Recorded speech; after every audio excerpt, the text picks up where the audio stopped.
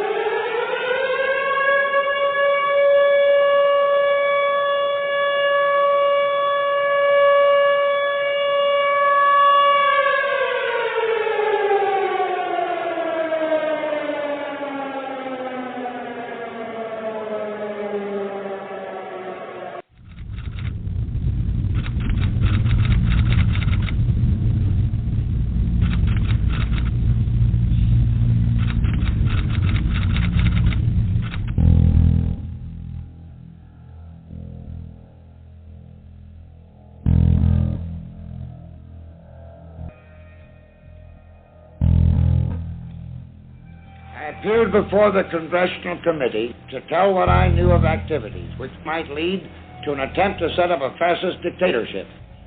The potential for the disastrous rise of misplaced power exists and will persist. The very word secrecy is repugnant in a free and open society. And we are, as a people, inherently and historically opposed to secret societies, to secret oaths, and to secret proceedings.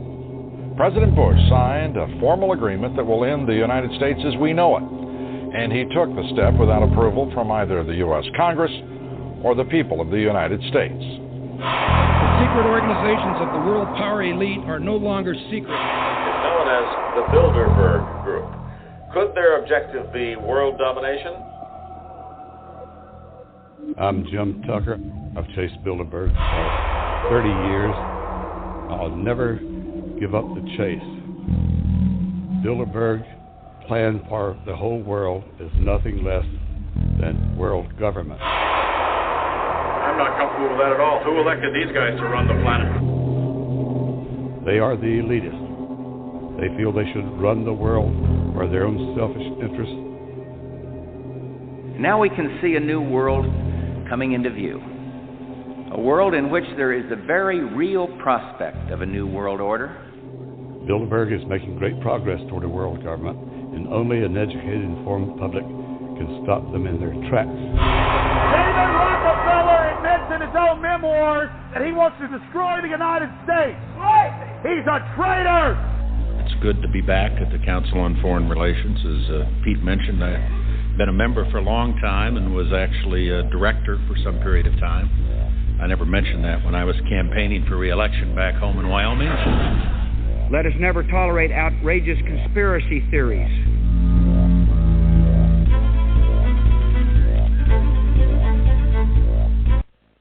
Alrighty.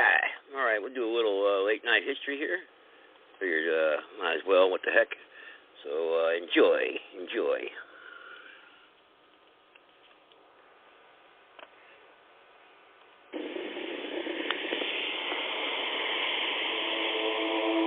June the 6th, 1944. A grey daybreak over the channel, revealing an awe-inspiring sight. Never had such an armada been seen in the history of mankind.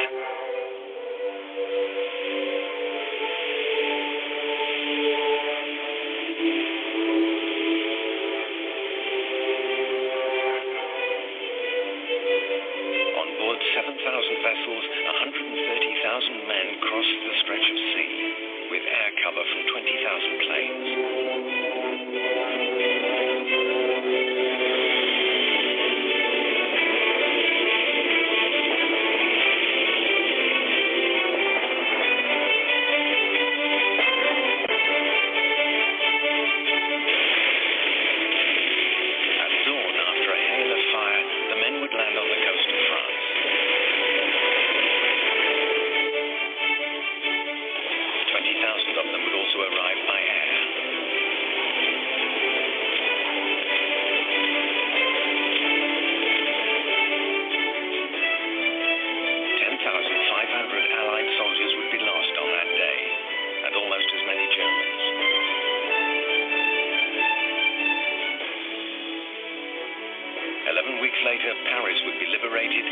road to Berlin opened wide.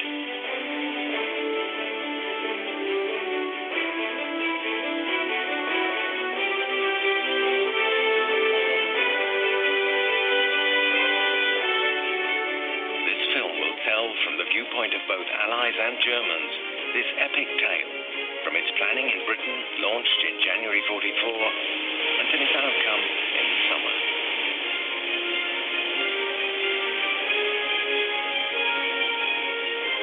With the U.S. generals Dwight Eisenhower, Omar Bradley, British Field Marshal Bernard Montgomery, British Prime Minister Winston Churchill, German Field Marshal Erwin Rommel, and all the anonymous heroes who took part in the landings.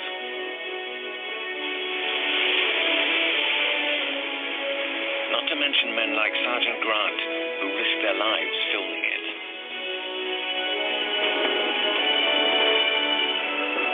They all participated in this staggering event, which, contrary to legend, was no victory march.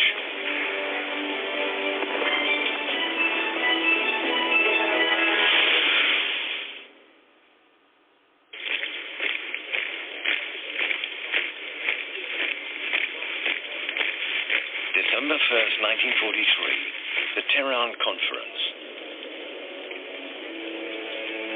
3 heads of state had just made a key decision.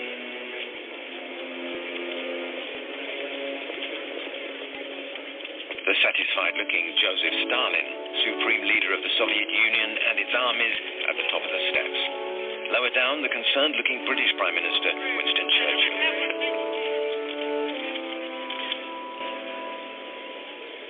For 2 years, Stalin, Churchill, and U.S. President Roosevelt had been struggling to reach an agreement on the date of an invasion in Western Europe. The outcome of the war and of the world would depend upon it.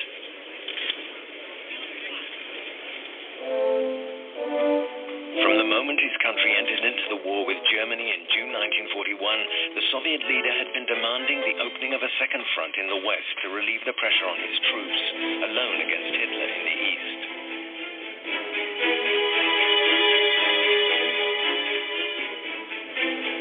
Meanwhile, influenced by Churchill, who feared attacking Germany head-on, the Anglo-Americans had vainly hoped to weaken the Axis by passing through North Africa, in order to invade southern Europe via Italy. But they were stopped short near Naples and were unable to advance any closer to Germany. For a long time, Roosevelt was hesitant.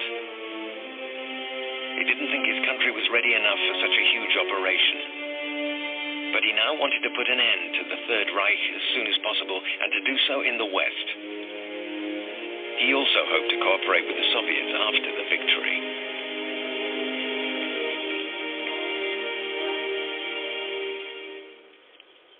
Churchill could only resign himself to it.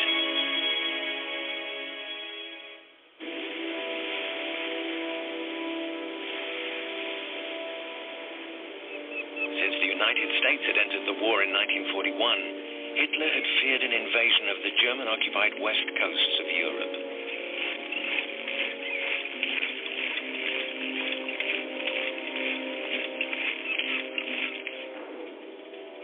In 1942, he began planning a gigantic operation. The construction of the Atlantic Wall, a continuous line of fortifications running almost 4,000 miles, from northern Norway to the Spanish border. Despite the fact that most Germans believed the Allies would try to land in the Calais region, only 25 miles from the British coast.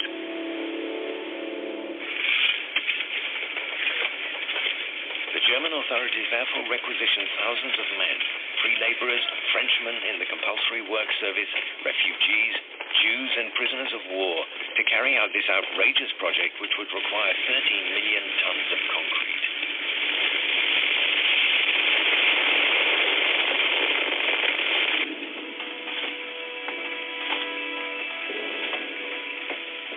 1943 drew to a close, Fortress Europe seemed to be firmly in German hands.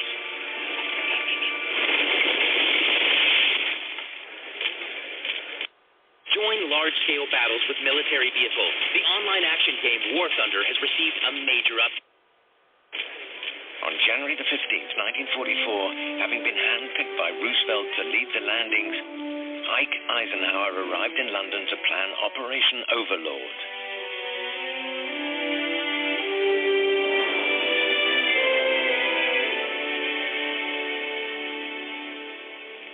In effect, the stage is being set for the beginning of a great and crucial test all over the world.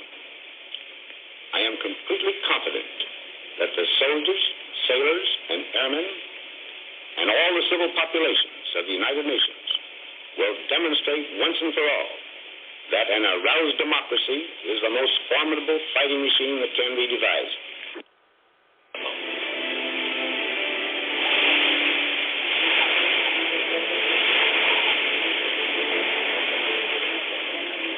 We'd been given good rations and even seasickness pills.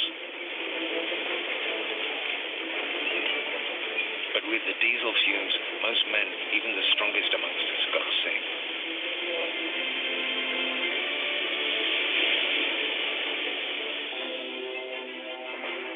The sky was black with planes. Some of them had been told to fly at low altitude, so we could be told over the loudspeaker the specific types and tell them apart from enemy planes.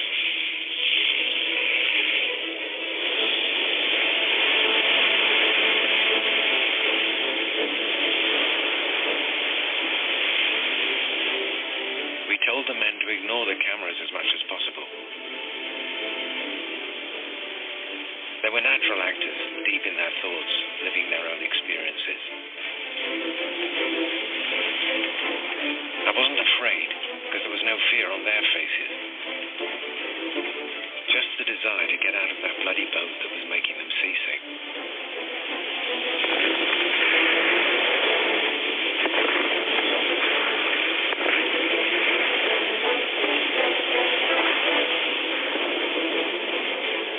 The closer we got to the beach, the more deafening the noise became. In the rush, a ramp broke. Everyone converged on the remaining gangplank. You just had to get off as best you could, with the weight of your backpack pulling you down.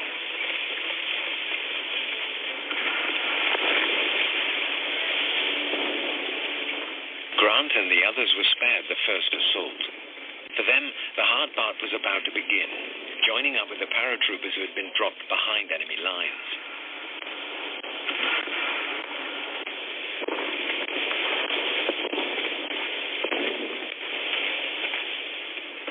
Another cameraman was already on Sword Beach.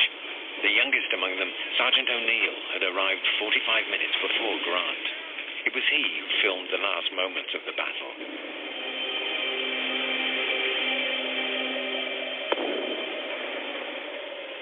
In the thick of that grey smoke, everything seemed unreal. It wasn't a battle that you could imagine or see in a movie. The exits from the beach were congested. It was nigh on impossible to get off.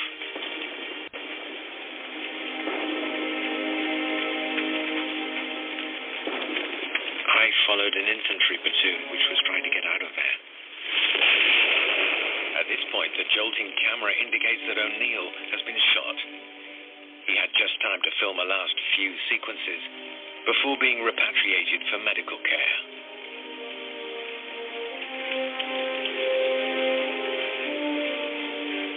Farewell, Sergeant O'Neill, and well done to all your comrades who captured Sword on that day at a cost of 600 dead and wounded, all lost in the mass of unknowns, most of whom were barely 20 years old.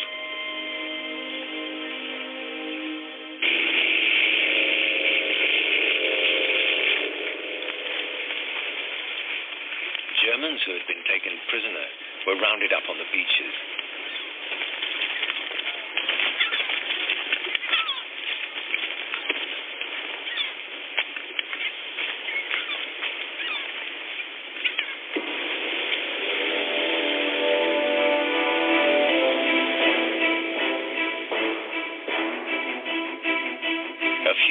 away from Sword, Juno Beach in the Canadian sector. Their mission to take Carpiquet, Caen Airport.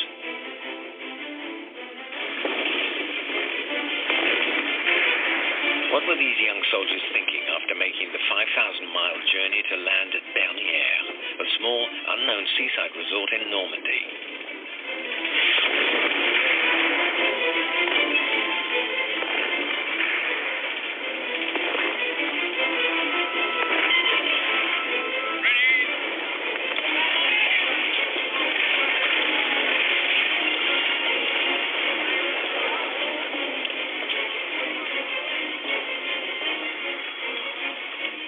Footage of the first wave of attack, the only one to be filmed during the landings, but by an automatic camera fixed to the bulwark. And yet, even the cold eye of a mechanical camera can't fail to capture a simple human gesture.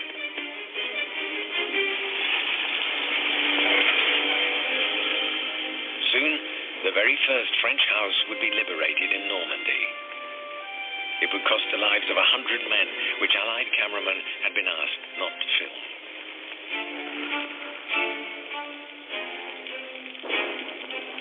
It was better to focus on the first German prisoners and the anger that one proud Frenchman showed towards them.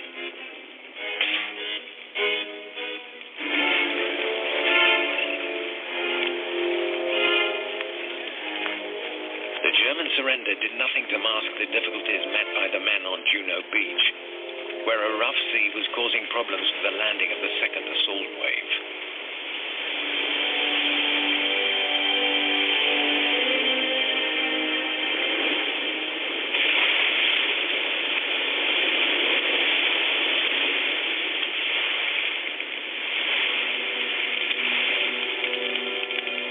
A total of 300 young Canadians lost their lives.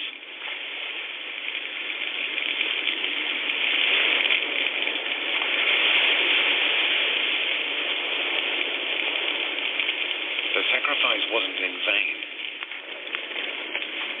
With the beachhead established, their surviving colleagues began their advance inland towards Caen. And already the first reward, in the shape of these young French women, delighted at seeing their country liberated by these men, many of whom spoke French, albeit with a funny accent.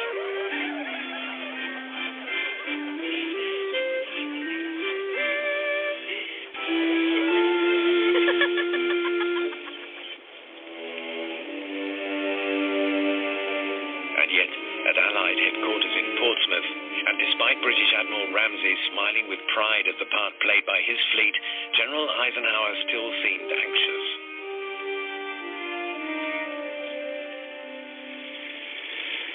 Since dawn, he had been receiving message after message, some alarming, like those from Omaha, some encouraging, like those from Utah, or in the British sector.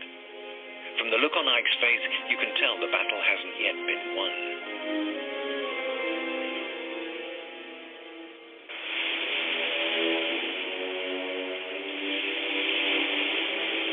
Because 6 hours after landing at Omaha, the boys were still stuck at the foot of the cliff.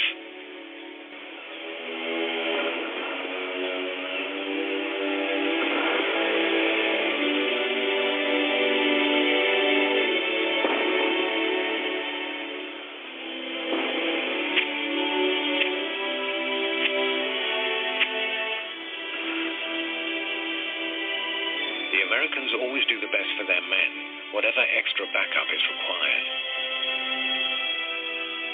Even the first assault waves were accompanied by an experienced medical corps ready to take immediate care of the wounded, including the enemy. Listing your house on the market isn't the only way to sell your house. Selling to us is much faster.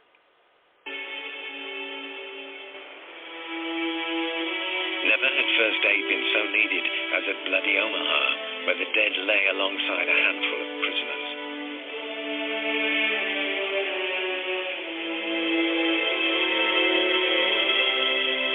Americans lost their lives on the most deadly of the 5 beaches used for the landings.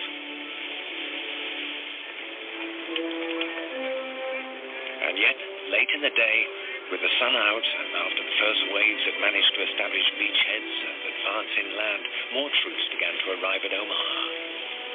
At last, it was possible to say that the landings had been a success. Now it was on to the next battle, for Normandy and for France.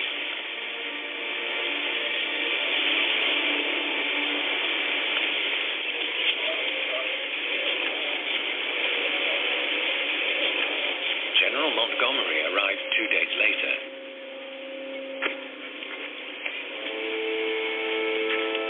And he had cause for concern. Always wanting to have a crushing balance of power in his favor before taking action, he delayed deploying his armored divisions and was unable to take Caen, as he was supposed to have done on day one. Moreover, his troops, relieved at having been able to land without too much damage, seemed to have a lack of bite.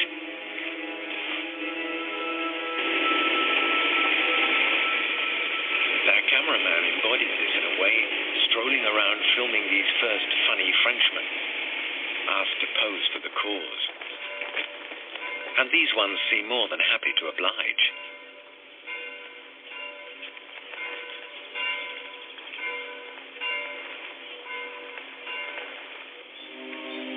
On this day, June the 8th, Norman Clegg, the man with a clapperboard, filmed the first moments of appeasement when German prisoners and wounded no longer had anything to fear from their enemies of yesterday.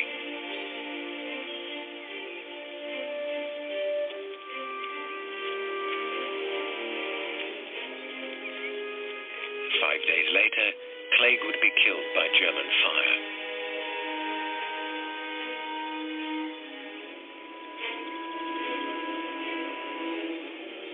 With him, compassion and morbidity would never be far apart.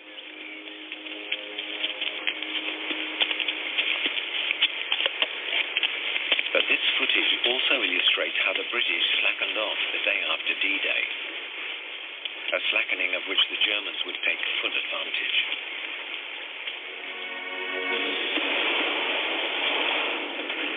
Although the German forces held back from the front, as von Rundstedt had ordered, were unable to reinforce their colleagues on the coasts, they now reacted.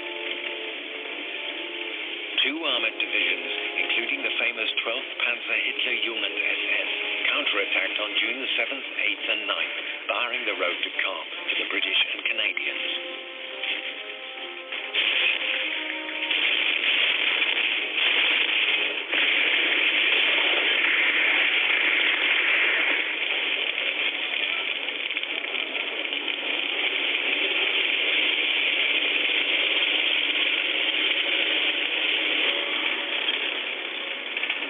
They also set up their defenses outside the city.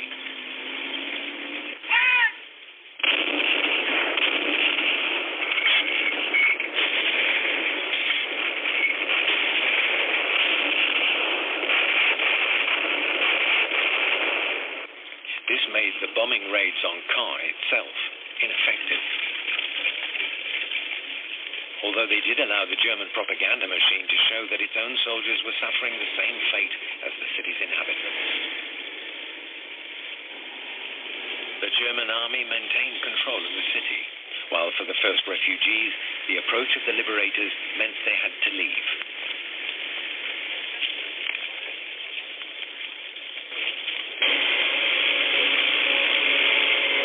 The German counterattack also isolated a number of Allied paratrooper divisions. Often dropping at imprecise locations, they had been unable to link up with their comrades advancing inland from the sea.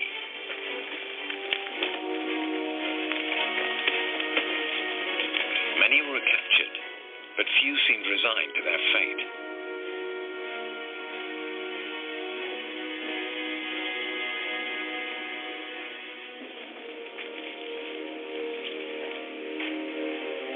American airborne troops had lost over half their equipment and 1 in 5 of their men.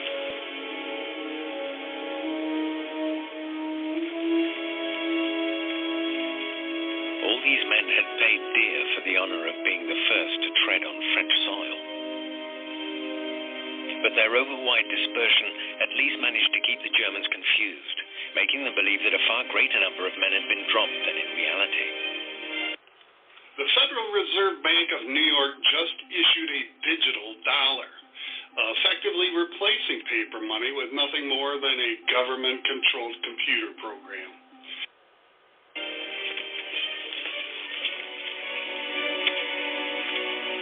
And now it was the turn of the 81st Airborne to be laid to rest, before their comrades in arms paid them a final tribute.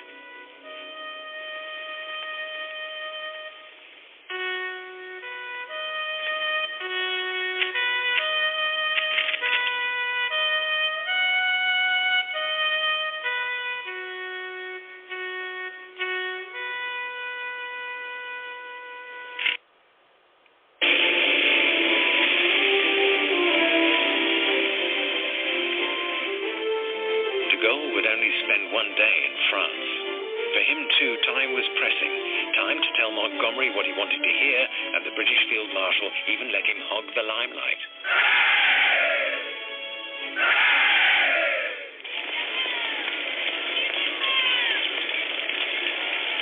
Monty also gave Norman Johnson, his own cameraman, the task of following de Gaulle, possibly to keep an eye on him. Although used to working to his leader's whims, Johnson also thought de Gaulle was a good story. It was hard to follow him, he said, but luckily he was tall. He always had the same serious expression on his face, but he did create a good atmosphere. He always ignored the camera, or at least pretended to. In short, a star in the making.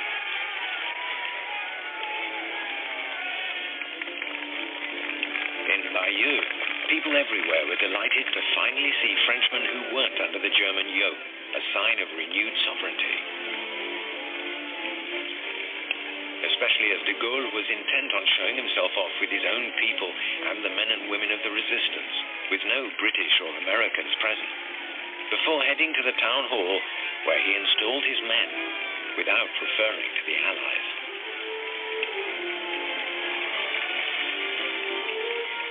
He denied them any say in France's political choices and forced them to recognize his own power in the country.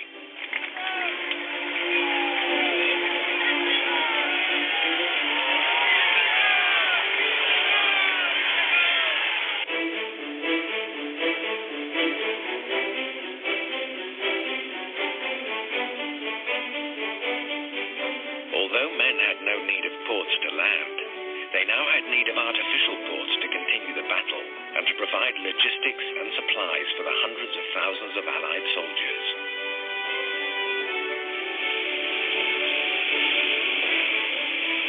Every day, 150 to 200 ships unloaded some 7,000 vehicles, 15,000 tons of supplies, and thousands of men in the port of Haromarche on the British side and the port of Omaha on the American side.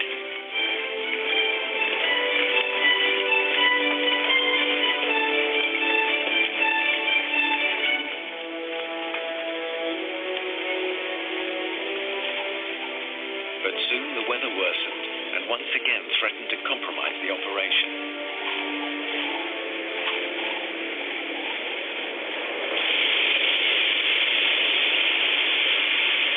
Normandy hadn't seen a storm like it in 40 years. Inside the anchorages, ships were tossed around like rag dolls.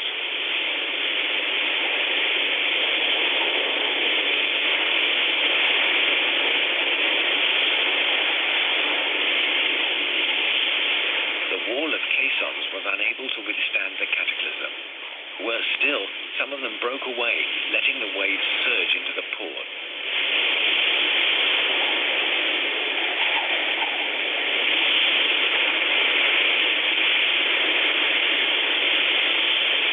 Floating docks and gangplanks became detached and were swept away like flotsam.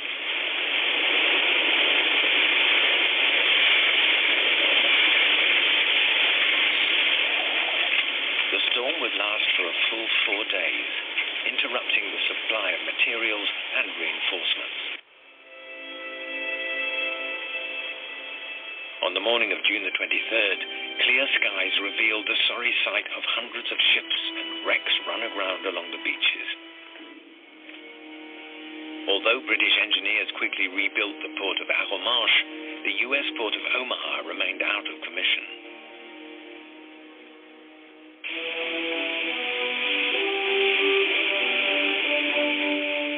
The plan was running 10 days late. U.S. troops had to capture the deep-water port of Cherbourg as quickly as possible. Although surrounded, the city was still in German hands. Finally, on June the 26th, U.S. infantry entered the suburbs.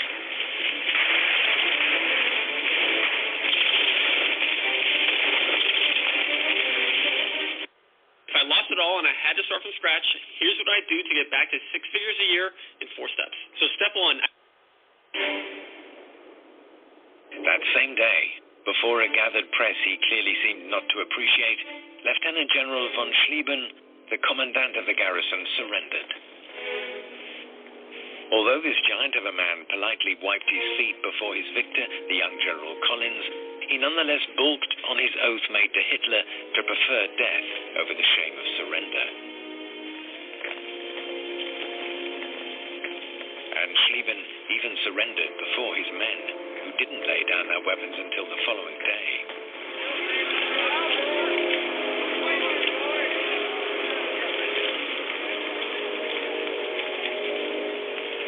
The Americans weren't always easy on prisoners, which is somewhat understandable.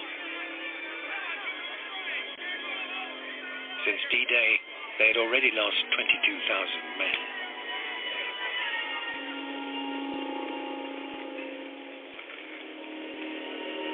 The average age of the prisoners, some old, some very young, showed the decline of the German army in the west, while its younger, battle-hardened troops were deployed in the east, fighting the Red Army. 36,000 prisoners at Cherbourg, a huge number in terms of what cameras can capture, although they do often take us by surprise and mark us forever.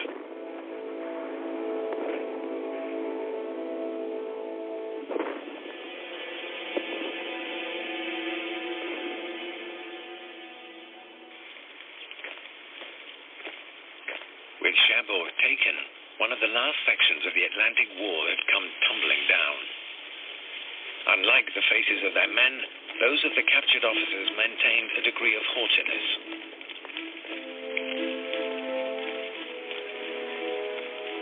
Or was it perhaps shame?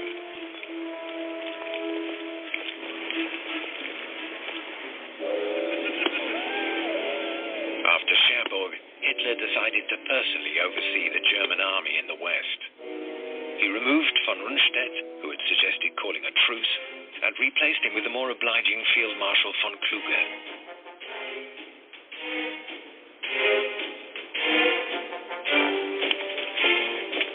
Rommel, dismayed by the Führer's hardline policies, knew that all he could do now was to delay the ultimate disaster.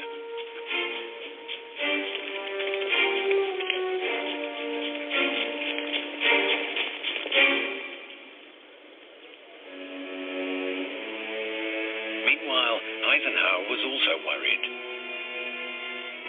Yes, the Americans had taken Cherbourg, but Montgomery was yet to have captured Caen, the planned launch pad for an attack on German lines. Installed inland, the German army had the advantage of space and the possibilities of supplies and reinforcements, whereas the Allies remained hemmed in along the Channel coast.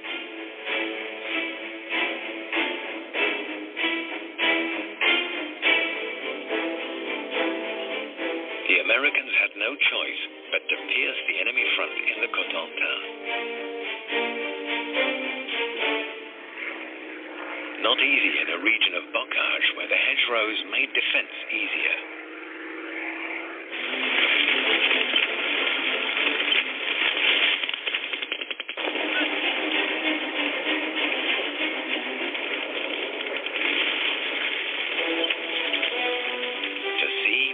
Being seen, a big advantage for the enemy in a battle for which none of the American youngsters were prepared.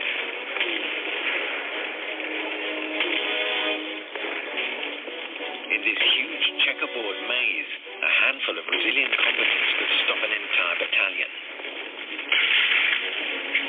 And when they did concede one of these square fields, they simply had to come back around the sides.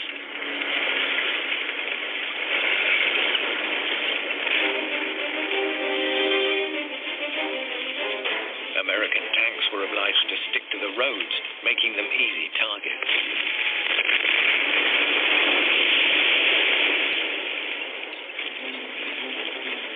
Just as they were when they had to cross levees, openly presenting their unarmored bellies to enemy fire.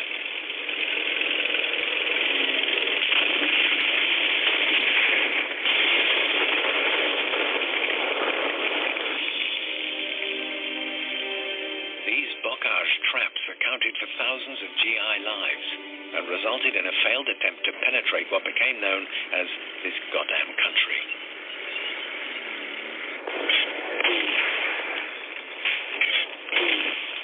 With the Americans in difficulty, the British simply had to capture Caen.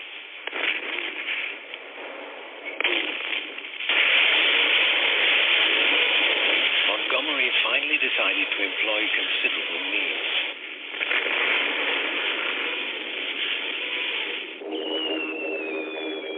He asked for backup from the Royal Air Force.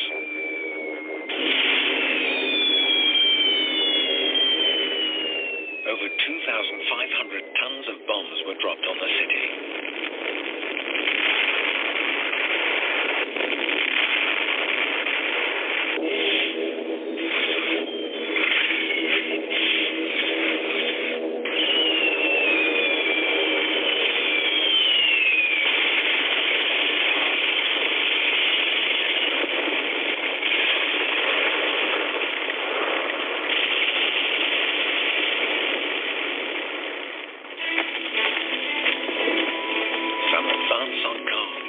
Others leave it. No point in even looking at each other. That's life.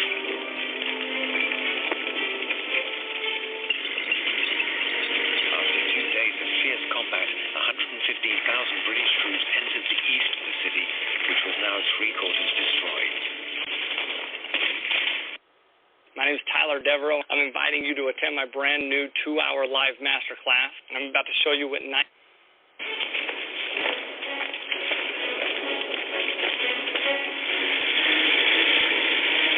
On July the 13th, Montgomery arrived in the city. It had taken him over a month to capture only part of Caen, a city he had hoped to take in one day, setting up the Allied push inland. Clearly, in the kingdom of the blind, the one-eyed man is king.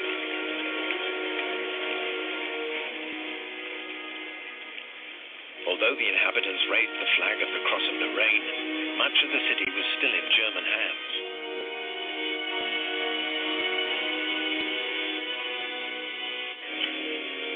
But that didn't prevent the British propaganda machine from having people believe that the inhabitants of the city of 1,000 steeples and British troops were happy to drink a toast together. Goodbye. Thanks again. Don't mention it. Pleasure was all mine. Was such intensive bombing and the 2,000 deaths it caused when the German defenses were placed around the city really necessary? The debate still rages today.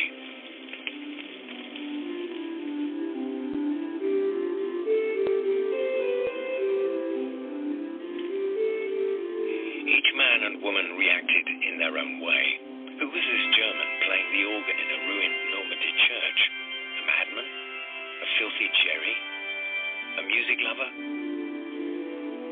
Or a lost soldier of Hitler, now weighed down by his leader's excesses, simply enjoying a moment's escape from this Holocaust scenery?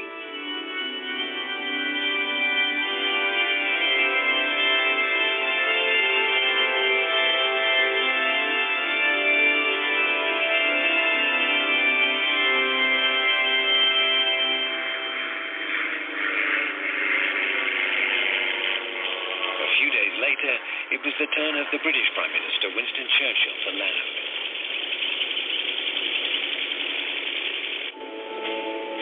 He wanted to check the state of operations ongoing in the Caen sector in person.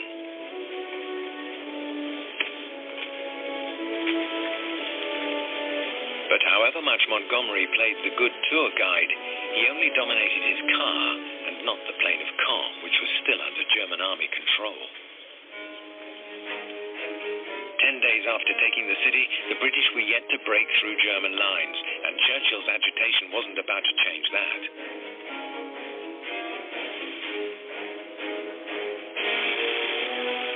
For Eisenhower, who had hoped for a breakthrough in this sector, it was a total failure, considering the huge means deployed.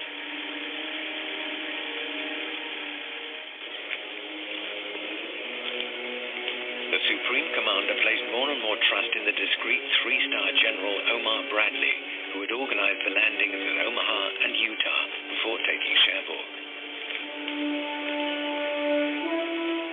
Eisenhower appreciated his calm, his clear-headedness, and his effectiveness. Bradley thought the Americans could break through enemy lines in the Cotentin. The operation code word Cobra, like a snake that leans back, then goes for the jugular.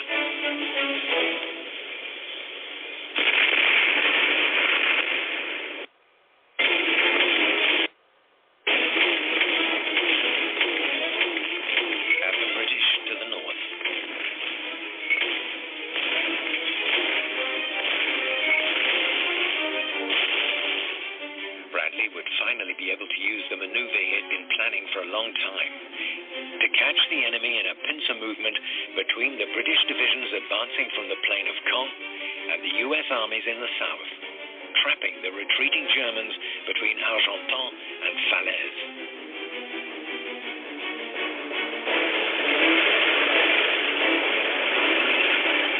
As soon as the German counteroffensive had been stopped short at Mortain, Patton and his divisions headed to Le Mans in the direction of Paris. But some of them suddenly turned off towards Argentan and made a wide, sweeping movement that encircled the Germans.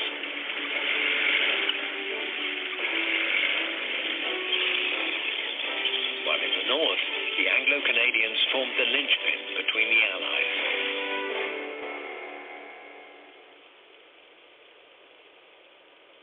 The German army was annihilated. Eisenhower later called the battlefield at Falaise the biggest bloodbath that any war zone had ever known. He added that only Dante could have been capable of describing it. But for hundreds of yards, without interruption, he stepped over dead and rotting flesh. What is the real story of January 6th? Many people have asked that question. Some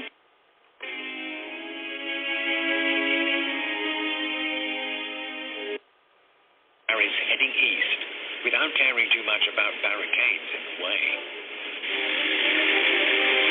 Footage of a real-life event that lives long in the memory. 5 Germans in flames.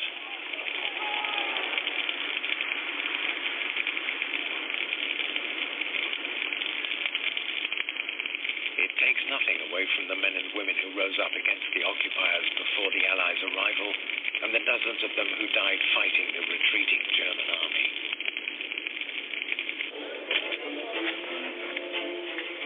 The next day, de Gaulle showed up at Eisenhower's headquarters. Ike wanted to avoid turning Paris into another battlefield. He preferred to surround the capital, forcing the Germans to surrender and to pick the city like a ripe fruit.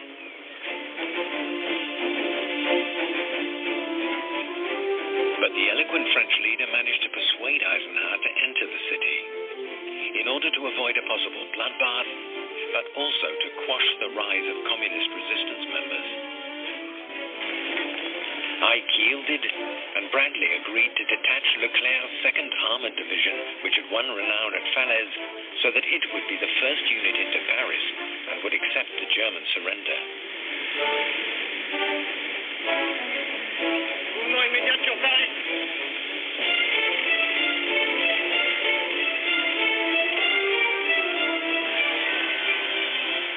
After several fierce battles south of the capital, the southern sky turned blue. Women wore red, and the men sported white shirts, forming a tricolor world to welcome Leclerc's boys at the gates of Paris.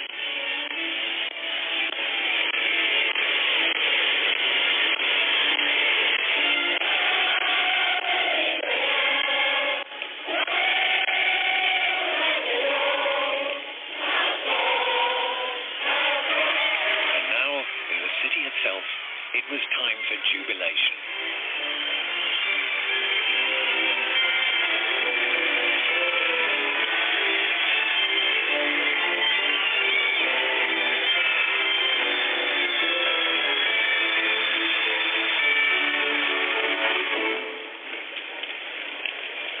On that day, the gamble of the man who had appealed to French people back on June the 18th, 1940, had paid off.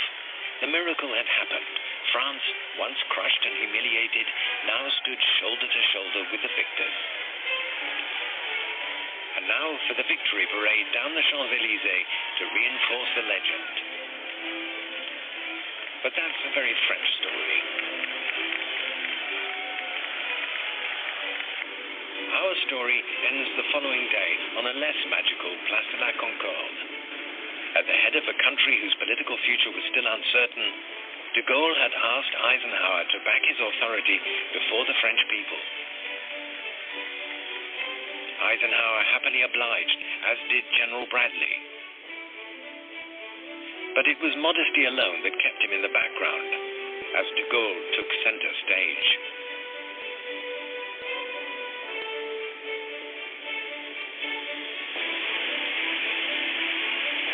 Eisenhower was intent on holding a march past of the U.S. troops who would continue the fight against the Third Reich. The Americans astutely knew that in the post-war period, where the world would be politically divided, they needed France on their side in Europe. Our story has been high in color, but from original images often in black and white. But in the end, whether color or black and white, each piece of footage has told us about the fate of all those men who took part in the Normandy landings, so many of them anonymous amongst the massed troops.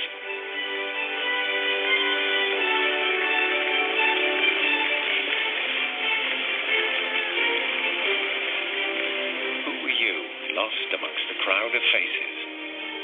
Or you, turning round? Whoever you are, thank you.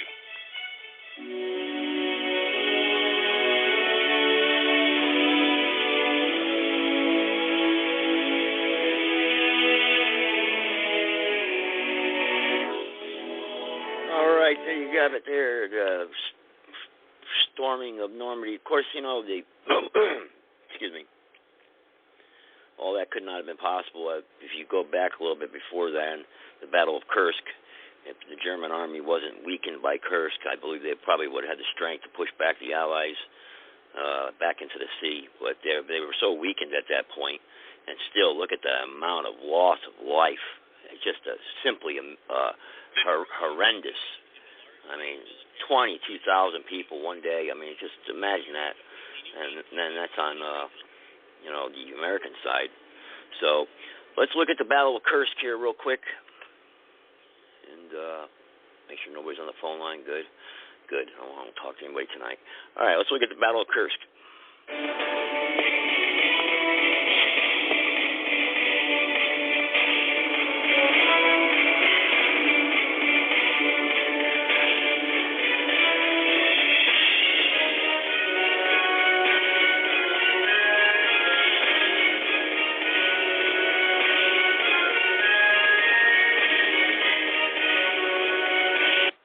Officers could see the danger, but the Führer was blind to it.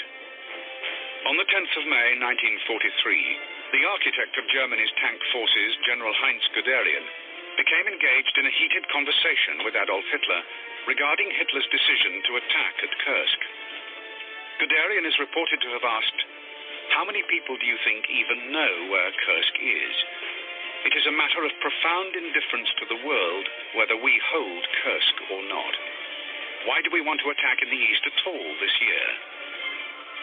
To this, Hitler replied, "You're quite right.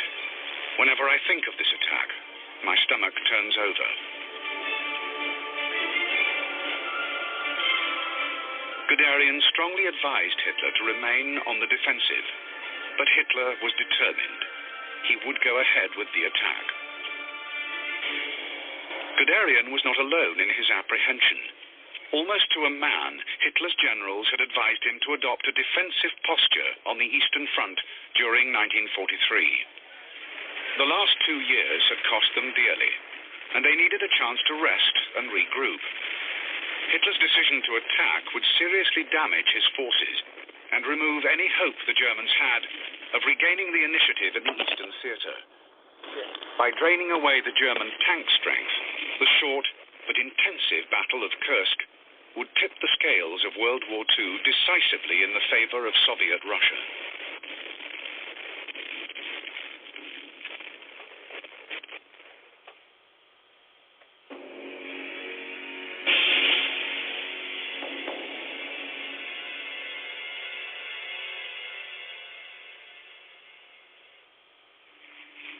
On the 1st of September 1939, Hitler's forces smashed through the Polish frontier.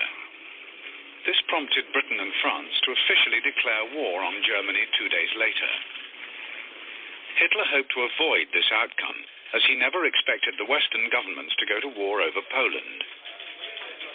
Poland was obliterated in a matter of weeks when Hitler used the Blitzkrieg tactic to gain control of the country.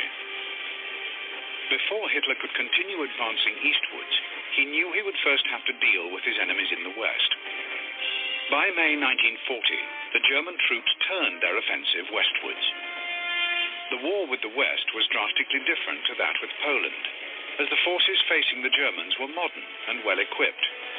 However, the British and French armies were still relying on tactics used during the First World War, and were totally unprepared for the superior skills and strategy of the Germans. Within weeks, Hitler took control of Holland, Belgium, Luxembourg, and France. The British managed to escape across the Channel at Dunkirk, but were in no position to fight back. Full of confidence after the great victories of 1939 and 1940, Hitler pushed ahead with his plans to invade Soviet Russia in 1941.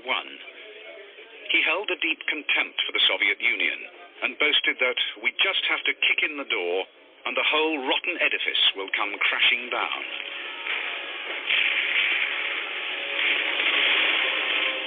The gains made during the invasion of Russia in June 1941 confirmed Hitler's optimism, as a disorganized and poorly led Red Army retreated in complete confusion. However, the first winter in Russia gave the German soldiers a sharp taste of what lay in store for them. Battered but unbowed, the German forces just managed to avoid total collapse. For the next 18 months, the front lines seesawed back and forth, as both sides wrestled for control of the towns and cities. The southern region in particular saw some of the biggest and most damaging battles for both sides.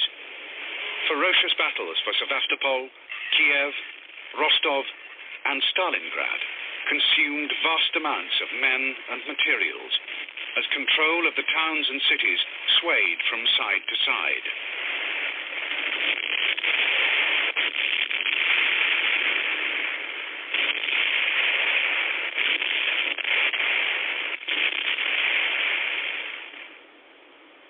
In February 1943, the total defeat at Stalingrad was a disaster for the Germans, but a switch to the strategic defensive might just have brought enough time to regain the initiative in 1944. But Hitler was adamant. He would attack. By mid-1943, the focus of attention would once more be in the south of Russia, where the Germans were to make one more attempt to gain the decisive edge. This was to be the last great gamble in the East, a high noon for Hitler and his hopes for victory.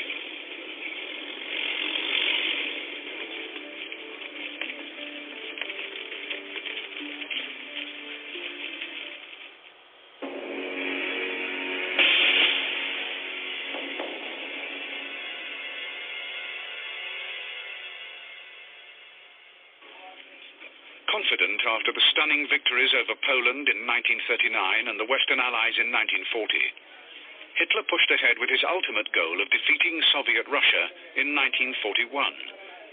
His generals had advised him to wait, for German forces were not strong enough at this stage of the war. They needed more time to prepare. Hitler instead mounted the biggest land invasion in history.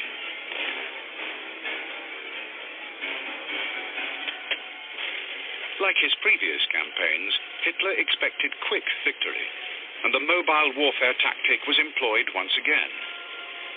By the winter of 1941, however, it was apparent that the war in Russia would be difficult and take far longer than anticipated. The Russians launched a massive counter-offensive during this first winter and almost succeeded in defeating the Germans. Hitler himself issued the order to stand fast and hold the ground already won. The success of this policy convinced Hitler that he knew better than his generals, but when it was repeated, the policy of holding on was to prove disastrous.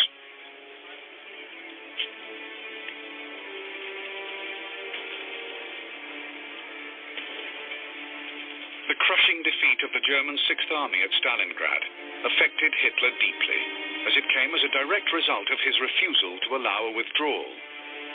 Now he planned the Kursk offensive to regain the initiative and save his reputation. Unlike Hitler, the ruthless dictator of the USSR had no formal military experience. A politician, first and foremost, he was prepared to do almost anything to maintain his position of power. Stalin was responsible for the purges of the Red Army in 1937, which severely hampered their fighting capabilities in the early stages of the German invasion. The loss of so many commanders prevented the Red Army from fighting cohesively. Nevertheless, Stalin knew how to manipulate people and situations to his own advantage. Once the German invasion began, he quickly rallied the population behind him, despite the fact that he had been systematically killing countless numbers of his own people. He played on their love of Mother Russia, and even within the army, he ensured that the power of the political commissars was limited during these crucial early stages. He was astute enough, however, to listen to his generals and took their advice many times. He put the brilliance of commanders like Zhukov and Konev to good use, playing one against the other to ensure maximum results. Quick to take the glory for any successes, and ruthless enough to ensure his troops and people would not dare to question him, he saw his nation through to ultimate victory over the Nazi invaders.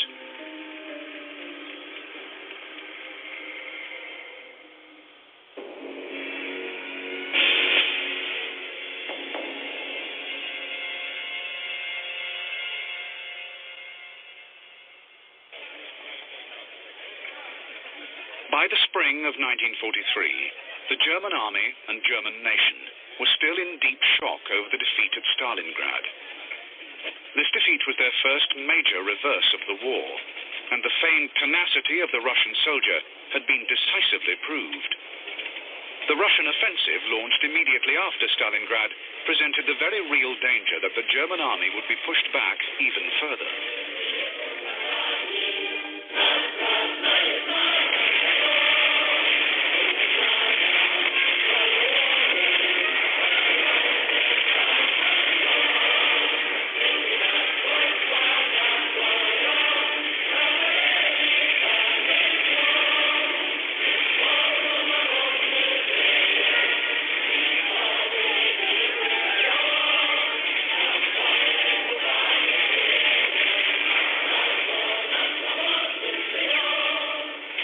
Reactions from von Manstein and the effective use of the fighting capabilities of the German armed forces finally halted the Russian attack. The stunning victory at Kharkov, achieved against the odds, became known as von Manstein's miracle. The desperate men of Army Group South had at last contained the Soviet advance. Further north, Army Group Center had held fast and halted the Russian advances near Orel. In between these two areas, the Soviet advances had created a huge enemy bulge, which held large amounts of Soviet men and materials. In the middle of the bulge lay the town of Kursk. Keen to capitalize on the victory at Kharkov, Hitler wanted to regain the initiative in the east. Von Manstein drew up a plan that provided for a similar action to Kharkov, where the German army had first given up ground and had then quickly counterattacked when the Russian lines of supply became overstretched. Characteristically, Hitler rejected the withdrawal phase of the plan, but approved the attacks towards Kursk. This part of the plan was developed by Colonel General Zeitzler, who gave it the final draft, codenamed Citadel. The plan was to advance from the north and south towards Kursk and trap the Soviets in a huge pocket. This pocket could then be systematically destroyed. To make the plan work, however, the attack would have to be launched quickly before the Russians had time to prepare defenses. The initial plan had May as the start date, but various delays forced the start date back to July, by which time the Russians had prepared defensive positions that would present the Germans with formidable obstacles.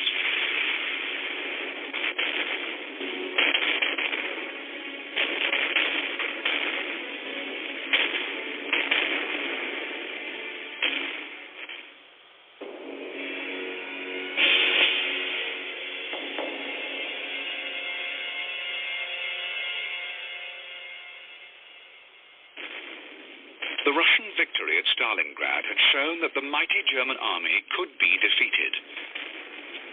The seemingly endless resources of Russia in both men and machines could and would be sacrificed to ensure the ultimate goal was achieved. The Russian offensive launched after Stalingrad had been intended to build on the recent successes, but what was not expected was the ability of the German soldier to recover quickly.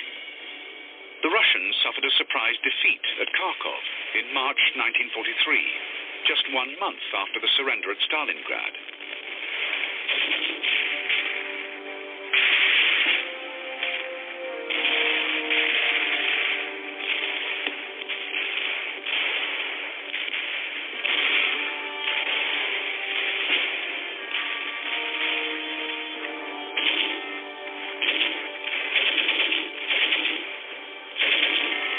Stalin was keen to advance further, but Zhukov and others persuaded Stalin that a defensive posture was more suitable at this stage of the war. The Russians were also fully aware of the German plans, as they had been receiving information from the Lucy spy ring. This reliable source was fed from Bletchley Park in England. The scientists working at this top-secret location had broken the secret German Enigma code at the start of the war, and had been watching developments very closely ever since. They passed information to the Soviets via an intricate web of contacts situated in Switzerland. Although the Russians never knew the true source of the information, they came to rely upon its accuracy. They were therefore given the dates of the planned German attacks in advance and began to prepare accordingly. Massive defensive belts were constructed, with the sole purpose of the destruction of German armor and men. Zhukov, the master tactician, also gathered strong reserves that would be unleashed when the time was right. This well-prepared trap would be the launch pad for the defeat of Germany in the East.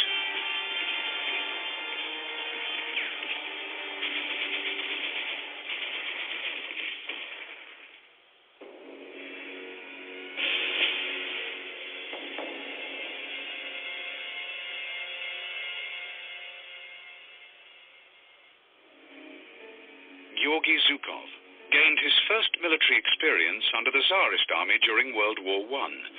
He actually changed sides during the war and joined the Communists during the revolution in 1917. Zhukov served in various positions after the war and became an early expert in the use of armor. He managed to escape the purges of 1937 that cost so many their lives. His first real success came against Japan at Khalkhin Gol during 1939, and he then played his part in the successful defense of Leningrad. He was given the responsibility for the defense of Stalingrad in late 1942, when he planned and executed the first major defeat of the German army.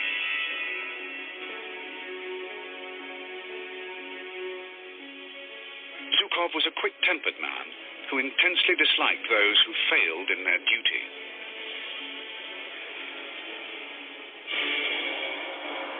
Konstantin Rokossovsky, was one of the Soviet advisors during the Spanish Civil War.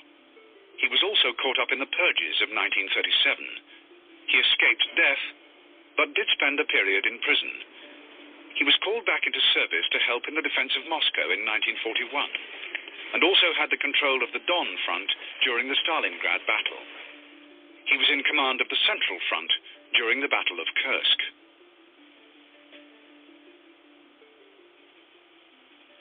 Pavel Rotmistrov was also an early advocate of tank warfare. He first had command of the Russian 7th Tank Corps and was involved in the fighting around Rostov and Stalingrad, where he formed his tactical ideas.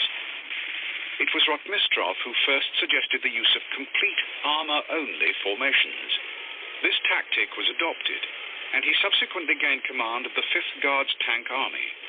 A very able commander, Rotmistrov had the appearance of a quiet schoolteacher, but the mind and determination of a brilliant military tactician. Ivan Konev, born in 1897, served the Tsar during the First World War as an NCO.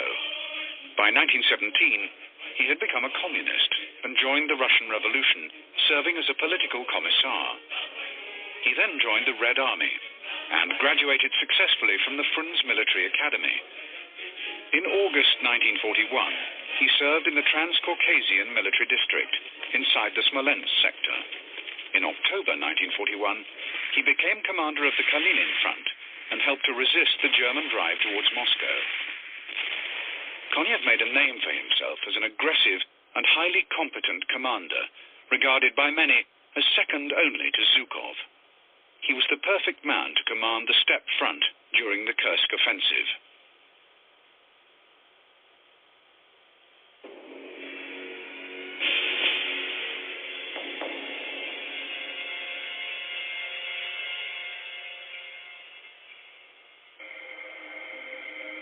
Kurt Zeitzler served as an infantryman during World War I and continued his military career during the interwar years.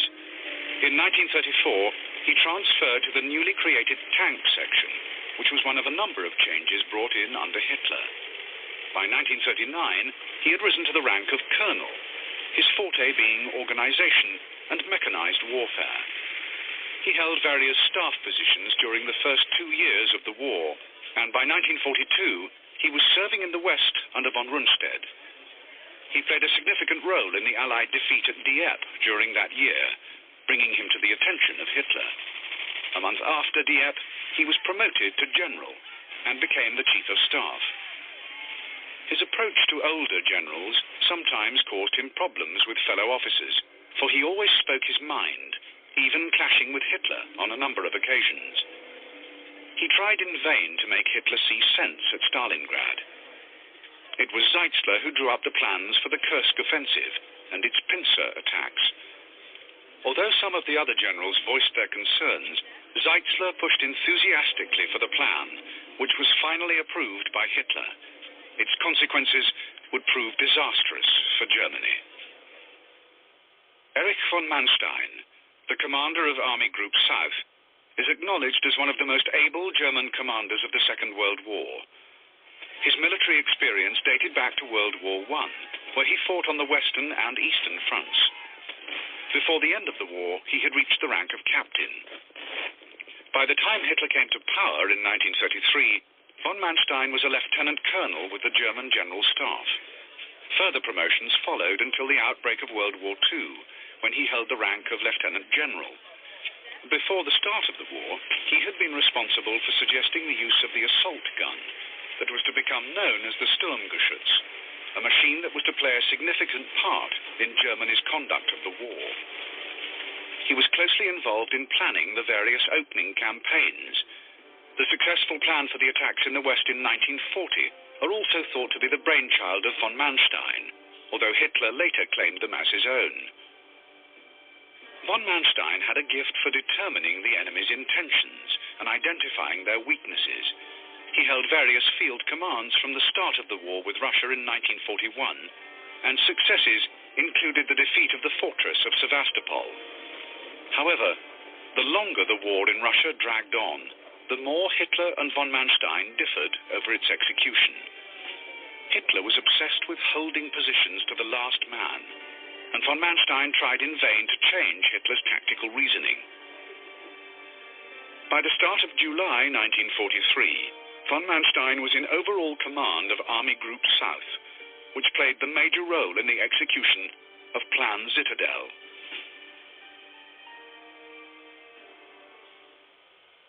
Hermann Hoth, born on the 12th of April 1895, served in the First World War.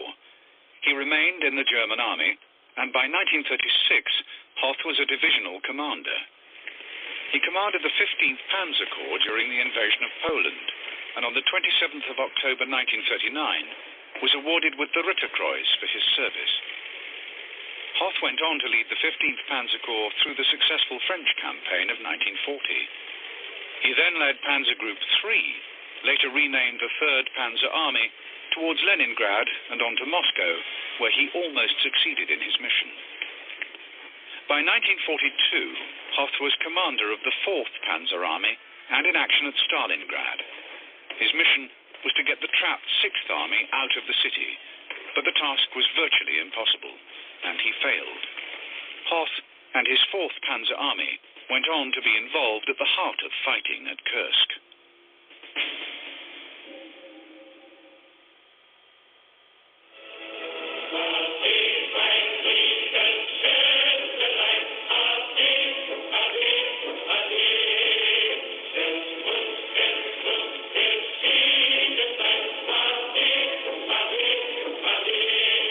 Army Group Center under von Kluge also played a significant role in the plans for Kursk.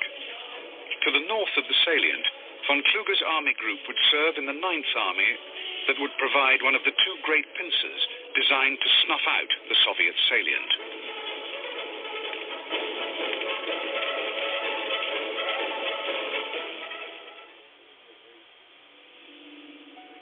Walter Model also gained his early experiences during World War I, attaining the rank of captain. Like von Manstein, he had served in the interwar German army in various staff and field postings, including a stint as a lecturer on tactics and history. He continued in various posts in the early stages of World War II, and by mid-1940 held the rank of Lieutenant General, when he was also given command of the 3rd Panzer Division. Although he was an infantryman through and through, he quickly made it his job to explore the potential of tank warfare. Model constantly visited the front lines and always took a keen interest in the welfare of his men. His division was involved in the titanic encirclement at Kiev and also the attacks towards Moscow.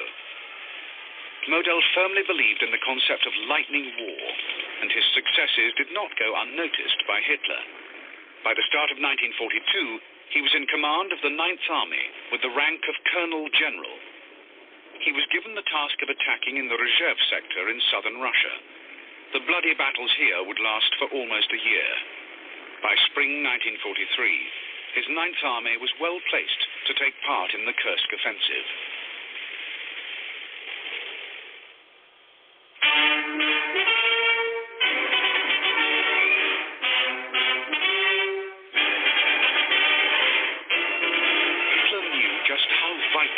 Battle would be, and placed a great deal of faith in the new tanks developed for the offensive. General Heinz Guderian had been recalled and appointed to a new position of Inspector General of the Armored Forces, especially for the Kursk battle.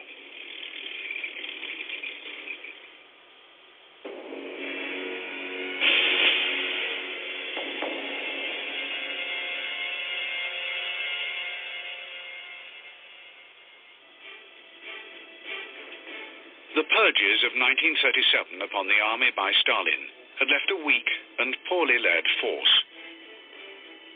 Around the start of 1941, however, the army was undergoing a reorganization. When the Germans launched their attack in June of that year, they caught the Red Army off guard.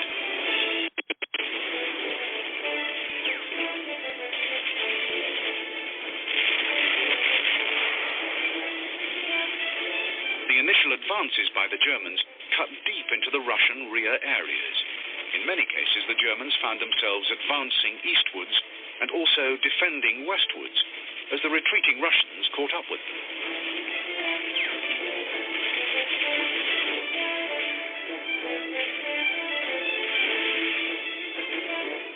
appeared to be no effective organization or control over the mass of Russian soldiers in the early stages. As the first winter set in, however, the first signs appeared that things were not going to go Hitler's way.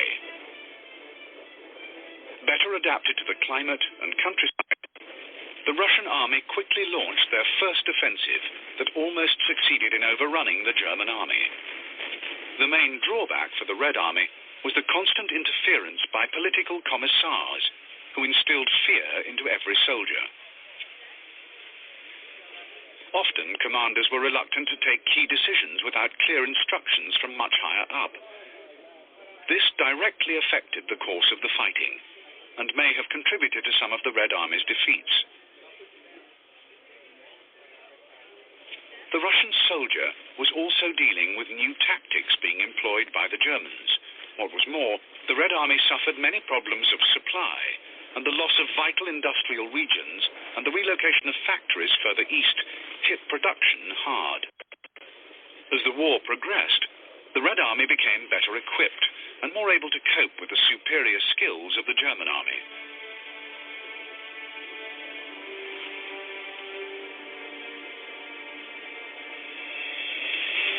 The Red Army's sheer weight of numbers, of both men and materials, was beginning to turn the tide in their favor by mid-1943.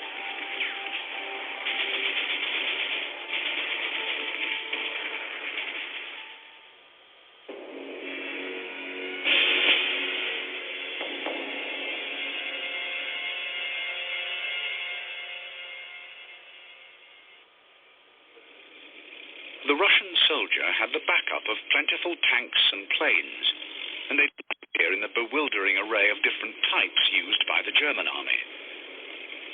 The most widely used battle tank was the T-34. This tank made its battlefield debut in 1941, soon after the Germans poured over the Russian border. The Germans had no prior knowledge of the T-34, and they quickly learned to respect it.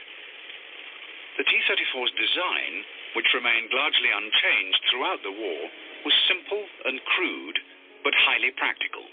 It had excellent sloping armor, which, although only 45 millimeters thick, increased its protective capabilities. It had wide tracks that were well suited to the Russian countryside and the worst of the Russian winter.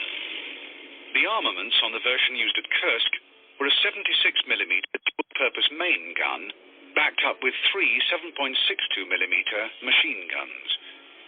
It was powered by a very reliable diesel engine and gave a top speed of 33 miles per hour.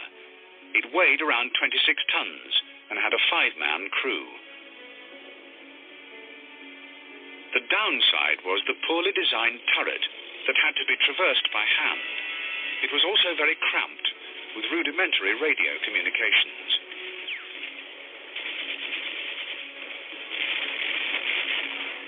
Fighting alongside the T-34 was the KV-1. This was a heavier tank, weighing in at over 43 tons, which also had a 5-man crew. The reliable diesel engine produced a top speed of 22 miles per hour.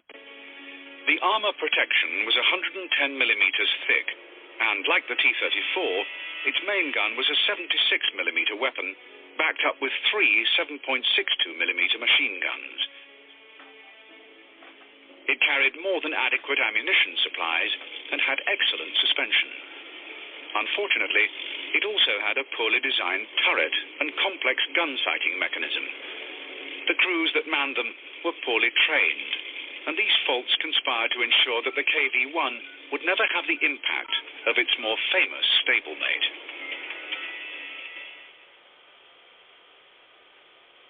Kursk is famed for its large tank battle, but equally as ferocious was the aerial war that raged overhead.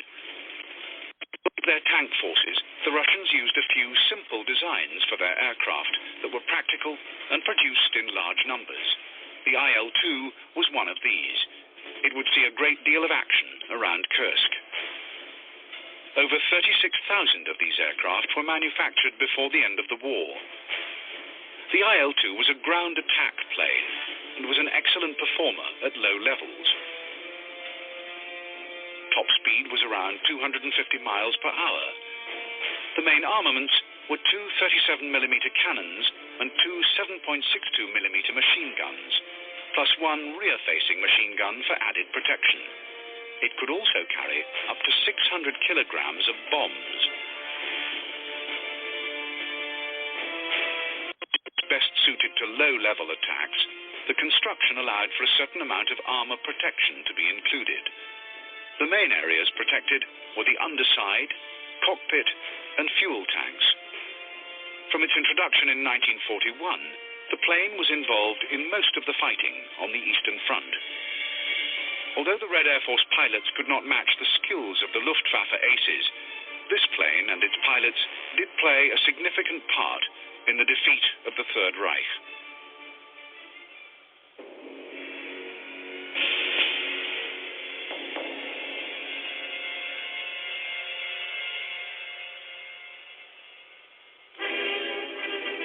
The Nazi propaganda machine had described the Russians as subhuman. The German army advanced into Russia with the belief that they were up against an incapable army, poorly led and badly equipped. The first 6 months of the war produced evidence that this was indeed the case. However, as 1942 began, the Red Army started to show its true abilities. Its men were able to cope with the extreme weather fluctuations, sustaining themselves on meager rations and living off the land. They had excellent defensive skills, something that the Germans quickly learned to their cost. They also had simple but highly effective equipment that was designed for the punishing weather. The Russian Achilles' heel was their poor leadership and fear of their political masters. The tactics employed paid no heed to the cost in human lives, and penal squads and summary executions were widely used in an attempt to gain objectives. The overriding motivation of many of the men was their love of Mother Russia. Despite all of the hardships and demands placed upon them, their resilience and determination would see them through to victory.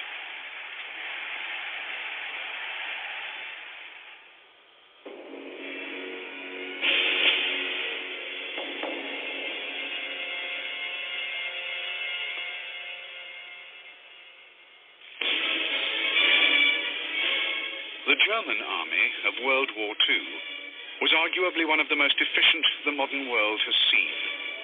Superbly led by capable leaders such as Guderian, Rommel, Model, and von Manstein, they achieved victory after victory in the first years of the war.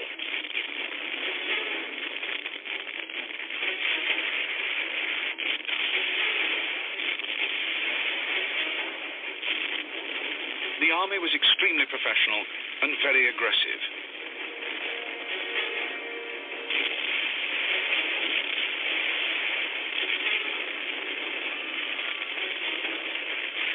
Expert training saw the Wehrmacht employ new and far-thinking tactics with devastating results. These tactics helped them defeat numerically superior enemy forces and secure almost impossible objectives. For 2 years, their combined tactics and training would take them from Poland to the shores of France and then on to the banks of the Volga at Stalingrad, defeating every enemy along the way.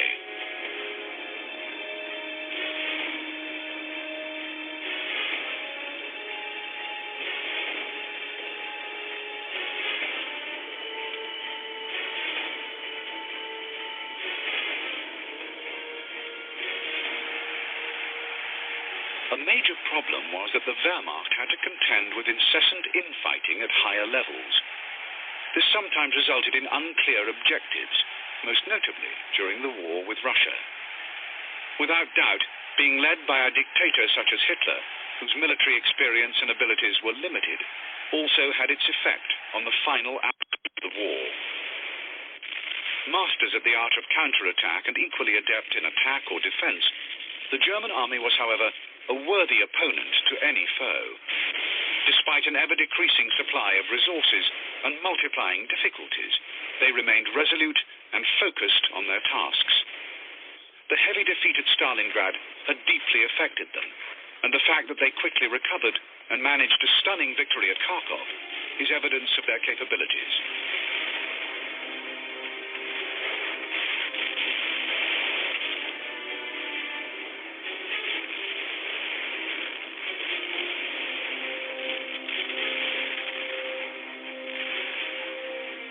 contrary to popular belief, by the start of July 1943, the German army was far from defeated.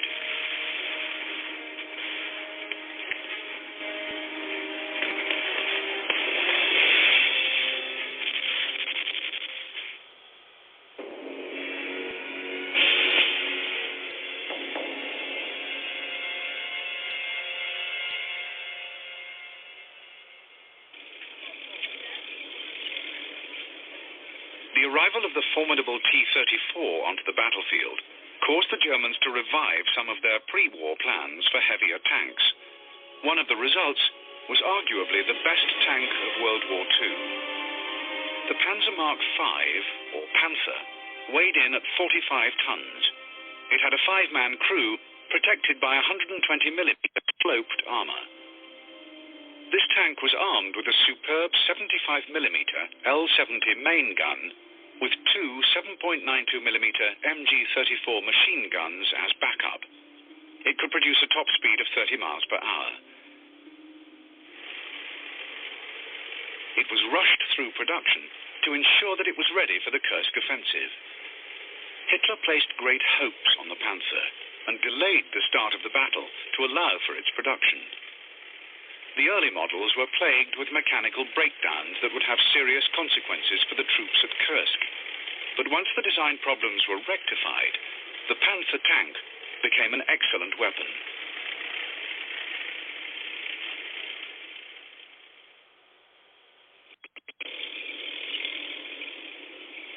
The Panzer Mark VI, better known as the Tiger I, was designed to put the Germans ahead of the Russians in tank design. The result was a machine that weighed in at a huge 55 tons. Its 5-man crew was well protected by 110mm thick armor.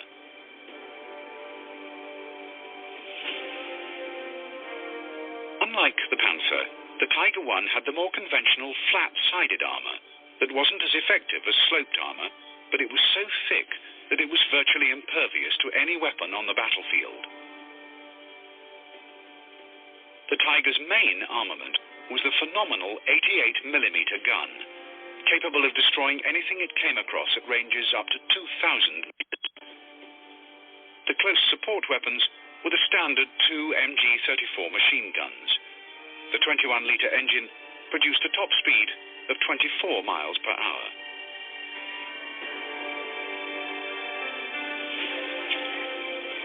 The first large-scale deployment of the Tiger tank was at Kursk, when approximately 100 were used.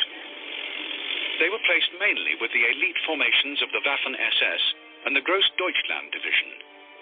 The Tiger would quickly earn a fearsome reputation and would play its part in helping the Germans smash through the extensive Russian defenses during Zitadelle.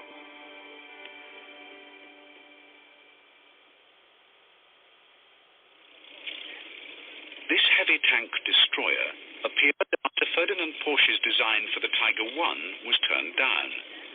The Porsche firm was so confident that their design would be chosen that they had begun to produce their version, but production stopped when Hitler's decision was announced. Rather than waste those that had already been constructed, they were put to use. Hitler had also ordered the design of an assault weapon that could mount the longer L-71 version of the 88mm gun. The Tiger I was incapable of doing this, so the 90 Porsche chassis were chosen. The resulting weapon, Ferdinand, weighed in at a colossal 68 tons and required a crew of 6 men. The armor protection was provided by 200mm of steel plate. The top speed was only 12 miles per hour. The Ferdinand was rushed through the production stage with very serious consequences for the crews manning them and the infantry who were relying on them during the fighting. During the design stage, the need for a close-quarter defense machine gun was overlooked. The suspension was not adequate to support the weight of the tank destroyer, with the result that the vehicle easily bogged down. These flaws helped to ensure that the battlefield debut of the Ferdinand was a failure. 40 of the 80 machines which took part in the battle were lost to the enemy within the first 3 days. One other important new development made its arrival known during the Kursk offensive. The Stuka dive bomber had played its part in the...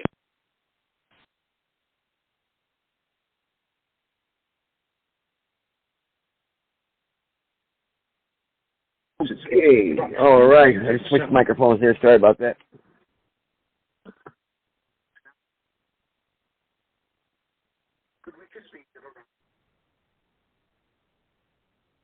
The armament was two 7.92mm machine guns situated on the wings with a further rear-facing machine gun. It could carry up to 1,800 kilograms of bombs. The Stuka was widely used, and during March of 1943, testing took place on a new anti-tank version.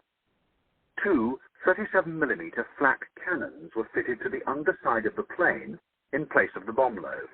It was soon found that this weapon was very accurate and effective for destroying enemy tanks, although the pilots had to go into a shallow dive and get within close range of their targets, making them vulnerable to anti-aircraft fire. The use of this new weapon became the responsibility of some of Germany's best-known pilots, among them Hans-Ulrich Rudel, an accomplished airman who held Germany's highest award for bravery. Rudel, and the pilots like him, put the new tank-busting variant to good use and quickly chalked up a high number of enemy tank kills.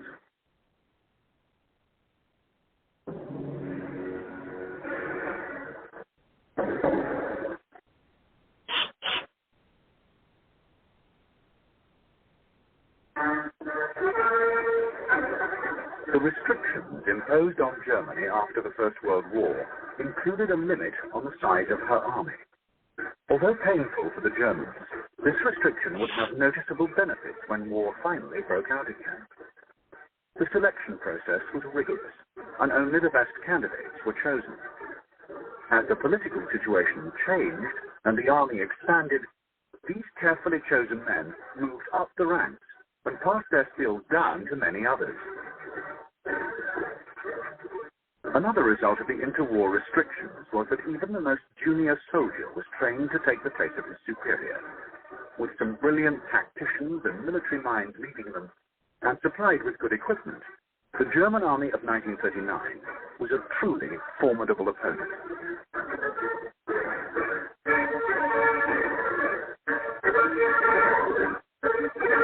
Unleashed into Poland in September of that year, the skills learned were put to good use.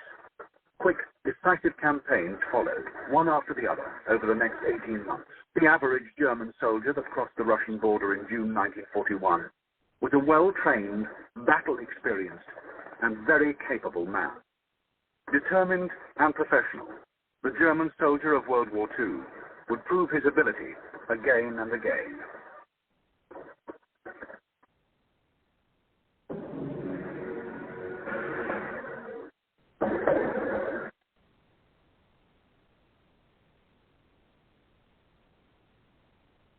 April 1943 saw the German army in desperate need of recuperation after their recent victory at Kharkov.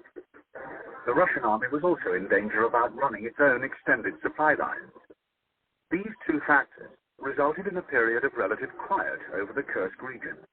But as German intentions became clear, the Russians began an intensive program of defensive measures that were designed to trap and blunt the German armor. Thousands of anti-tank guns were built into defensive lines in great depth, and millions of anti-tank mines were laid. Both sides prepared for the coming clash throughout May and June 1943. Expectations were high. Both believed that they could achieve a decisive victory, but the commanders of both sides were apprehensive. They could sense the importance of the forthcoming clash, and could see how its outcome would affect the future course of the war.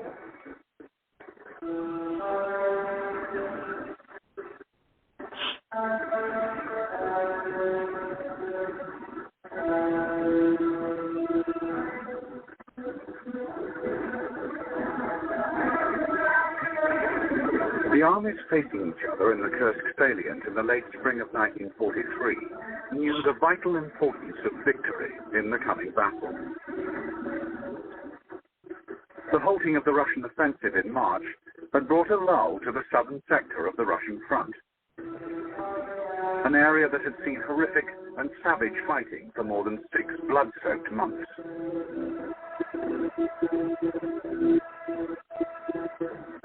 As the German intention to attack became clear, an intense period of preparation began for the two opposing armies.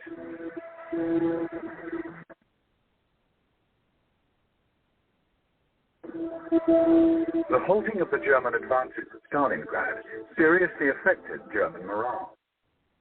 But a stunning victory in the face of defeat at Kharkov in March 1943 helped to restore faith in the task at hand.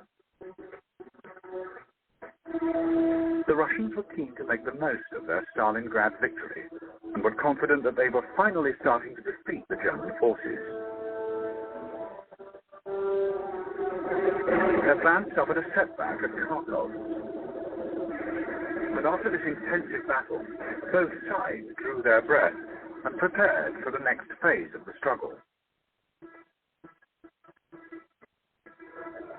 The lull that descended over this region allowed the plans to be drawn up and the preparations to begin. Neither the Russians nor the Germans had infinite resources, and it was imperative that one side or the other secured a decisive victory. Hitler and Stalin, Zhukov and Manstein knew how critical the situation was, and they began to put their plans into action.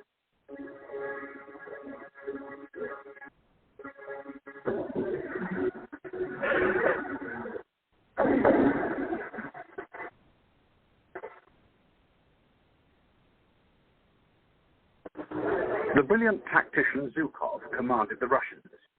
He wasted no time in taking the measures needed to defeat the Germans. After all, he was familiar with the tactics employed by the invaders and had been instrumental in their biggest setbacks to date. As a defensive strategy had been decided upon, the first steps were to prepare defensive positions from which the Red Army would be able to halt and destroy the German forces. The only way that this would be possible for the overstretched Red Army of 1943 would be by enlisting the help of the civilian population. In the now secure rear areas, the repair of installations damaged or destroyed in the towns recently recaptured began in earnest. With a focus on the need to move vast supplies, feverish work on bridges, road and rail networks was undertaken. The main rail line into Kursk from the east was a hide of activity. Closer to the front line, work also began on the vast defensive belts that were later to entrap the Germans. In all, the Russians prepared a total of 5 main defensive lines. The first 2 lines ran around the perimeter of the pocket to a depth of around 10 to 12 miles and were situated close to each other. The remaining lines were spaced apart and ran to a depth of over 150 miles in total. Zhukov was clearly taking no chances.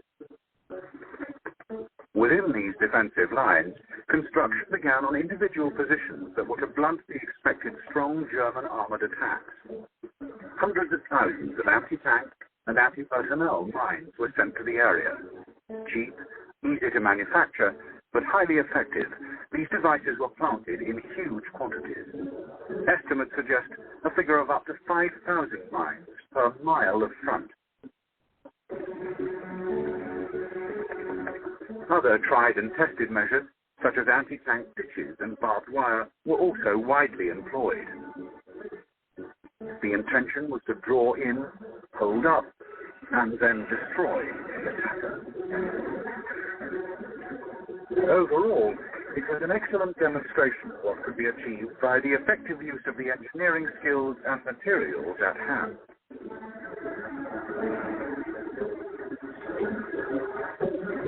Although the Citadel plan was approved in early May, the start date was continually delayed.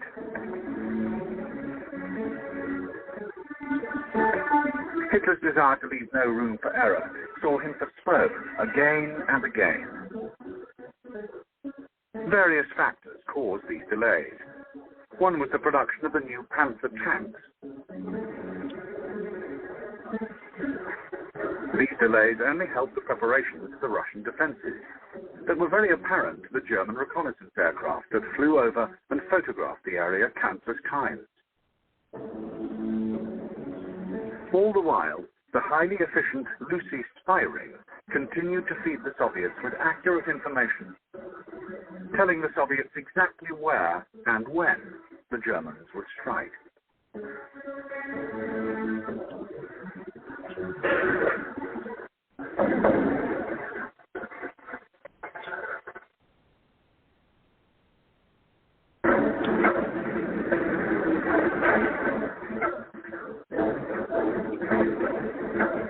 The aerial phase of the coming battle was to assume an importance almost equal to the fighting on land. The number of aircraft that did battle was vast, with around 2,000 planes on the German side, lined up against almost 3,000 on the Russian.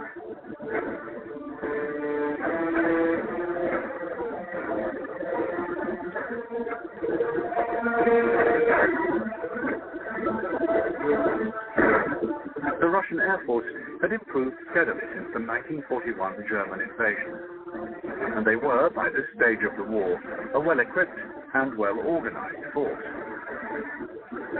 They had also managed to gain a vital numerical superiority over the Luftwaffe.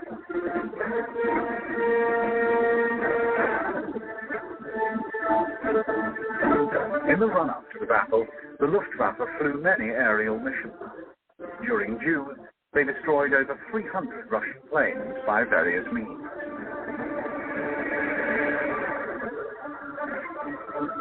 Their aim was to secure the Orel sector.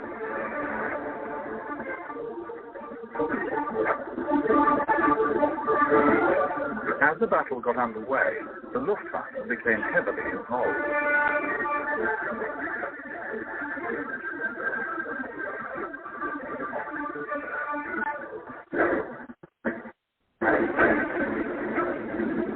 On the 9th of July, the 1st Air Division actually attacked an armored Russian spearhead near the main Orel to Bryansk railway, and they managed to blunt this potentially dangerous development. When they flew away at the end of the day, hundreds of Soviet tanks lay shattered or in flames. In the south also, the Luftwaffe assisted in the advance of the Panzer forces, helping to avoid catastrophe on more than one occasion. For Kursk, 4 main Russian air armies were available. The 16th Air Army was responsible for the northern sector of the pocket, and the 2nd Air Army provided cover in the south. Nearby was the 17th Air Army, with the 15th Air Army situated further back. The number of planes available to the Russians was evenly split 3 ways. Approximately 1,000 bombers, 1,000 ground attack, and 1,000 fighter planes were available for the coming clash. Facing the Russian pilots were 2 German air groups. Luftflotte 6 was situated with Model's forces at Army Group Center in the north, whilst Luftflotte 4 was placed near Hoth's 4th Army in the south. The disposition of the German air groups in this area produced a ratio of 2 bombers to 1 fighter. Like all parts of the German armed services, the Luftwaffe had suffered massive losses over the previous 2 years. The numerical superiority enjoyed by the Russians also severely hampered German attempts to retain control.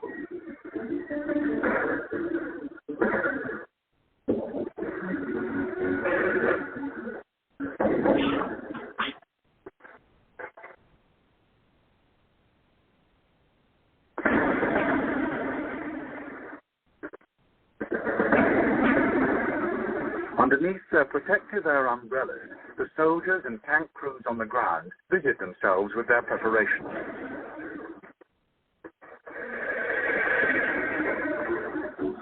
Zhukov poured huge amounts of men and materials into the area, and great emphasis was placed on the use of artillery. No fewer than 20,000 artillery pieces would be used during this coming battle. Like mines, artillery pieces were easier and cheaper to manufacture than tanks. The numbers of Russian soldiers sent into the Kursk salient area exceeded 1.3 million.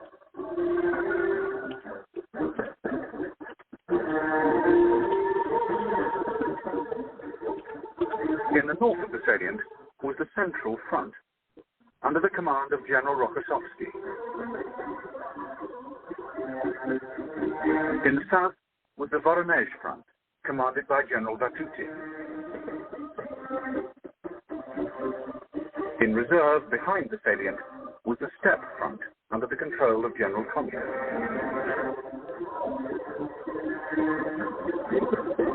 The bulk of the Soviet armor was placed incorrectly in the northern sector of the salient, as the Russians felt this area would receive the hardest blow. This would cause problems for Zhukov in the early stages of the battle.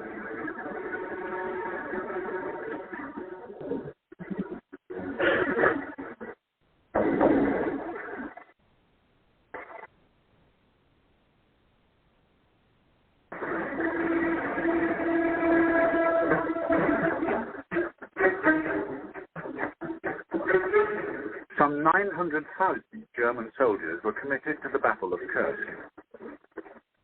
Not only were they outnumbered from the outset, they also bore the burden of having to take the offensive. The German forces were positioned under the personal supervision of Hitler. From the Army Group Center, the 9th Army in the north, under Field Marshal Model, had 5 corps to call upon. In the sector of Army Group South was General Hoth's 4th Panzer Army. To Hoth's right were Army Detachment Kempf.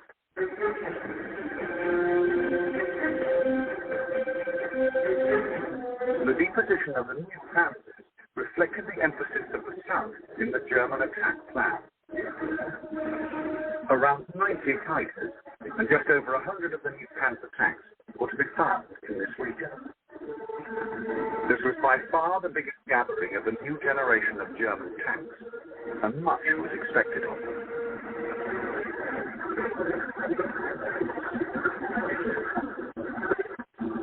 The plan of attack was simple. It was to smash through the Russian defenses and meet behind Kursk. But one important factor was missing: an effective reserve force. This was no longer possible for the Germans at this stage in the war. Although the Russians were receiving intelligence information from the Lucy spy ring, this was at a higher level and did not give enough detail on the front line changes that occurred.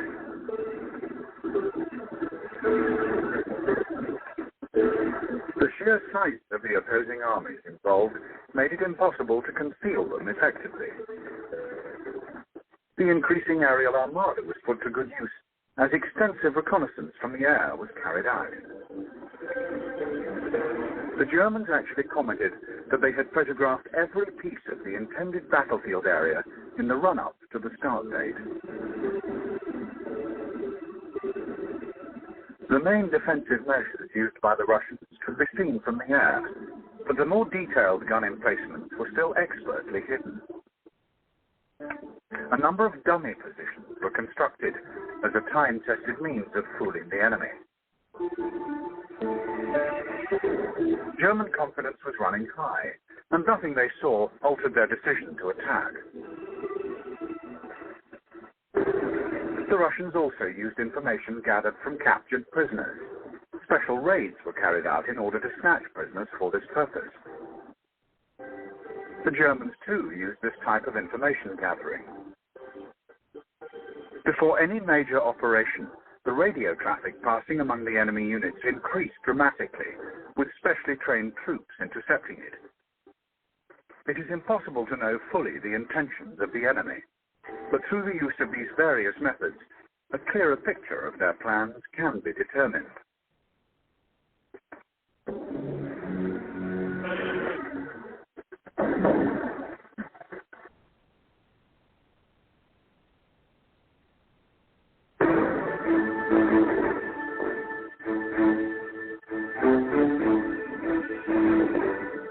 By the 5th of July 1943, everything was in place. The vast quantities of men, tanks, ammunition, guns and planes were in their position. Every person, from the infantry right up to Army Group commanders, was in a state of anticipation and excitement. The reliable information provided to the Soviet sources revealed the date and the time of the German attack, which was further confirmed by captured German prisoners. Zhukov therefore planned a huge preemptive artillery strike against the German position. The aim was to catch the Germans as they began to assemble, and thus deliver a severe psychological blow to the enemy, even before a shot had been fired. In the central front area, the Russian artillery opened up, and for almost an hour, hundreds of guns fired towards the suspected enemy emplacements.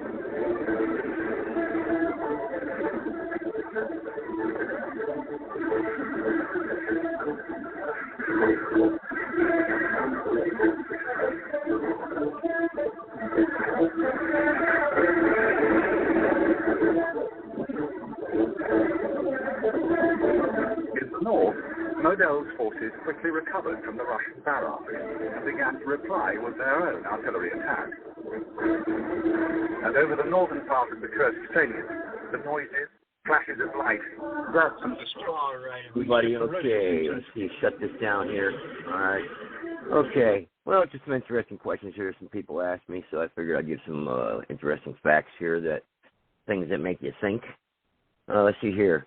Let's see. The German 88 can travel up to 9.8 miles.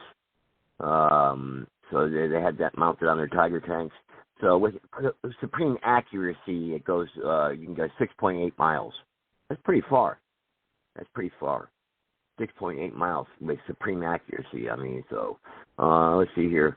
What's the best or the best artillery or longest shooting artillery weapon ever made? Well, actually, that was the German. It was the German Paris gun, they called it. And the longest range of that military gun was 68 miles. 68 miles. You can go up 78 miles. 75 miles. I'm sorry, I'm wrong. I got that wrong. 75 miles that sucker could travel, a Paris gun. I don't know how many they built. I don't know why they didn't use more of them. 75 miles, that's quite a distance, especially in Europe. I mean, my goodness. You know. But they, and then, of course, the Americans had the howitzer, which was, that could go pretty far. That could travel up to 13.8 miles, the howitzer. So, interesting facts there, in the distance. And the 88 also, they had 92 rounds they could store in their turret. And of course, you had the, what's the most feared machine gun ever, or what gun has the farthest range?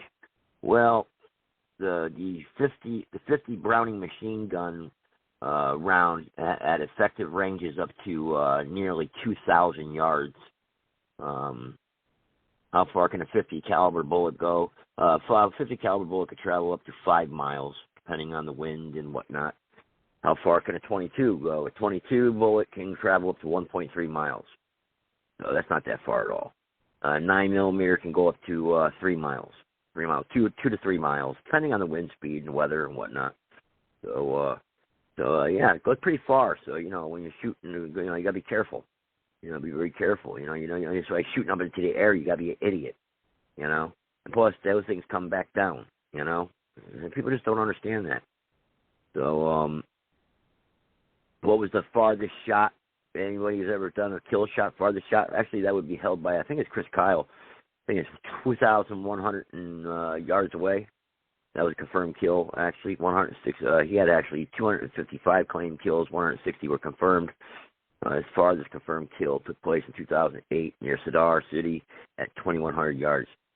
So, but as far as the Germans go, their military might. Again, Hitler. Everyone reveres Hitler as this great. It was really his generals that were very smart And Hitler was actually a complete idiot when you think about it. He was a complete imbecile.